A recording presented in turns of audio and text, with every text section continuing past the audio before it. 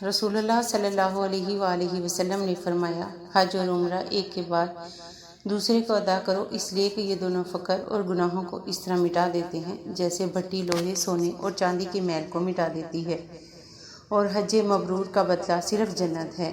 جامع ترمذی حدیث نمبر 810۔ رسول اللہ صلی اللہ علیہ وآلہ وسلم نے فرمایا، جس نے حج کیا اور اس نے کوئی فحش اور بیہودہ بات نہیں کی اور نہ کوئی گناہ کا کام کیا تو اس کے گزشتہ تمام گناہ بخش دیے جائیں گے۔ جامع ترمذی حدیث نمبر 811۔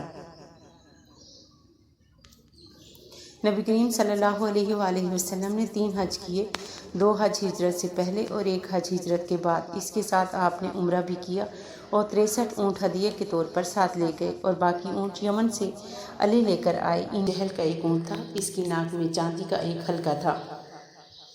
رسول اللہ صلی اللہ علیہ وآلہ وسلم نے انہیں نحر کیا، پھر آپ صلی اللہ علیہ وآلہ وسلم نے ہر اونٹ میں سے ایک ایک ٹکڑا لے کر اسے پکانے کا حکم دیا تو پکایا گیا، اور آپ صلی اللہ علیہ وآلہ وسلم نے اس کا شوربہ پیا۔ جامع ترمذی حدیث نمبر 815۔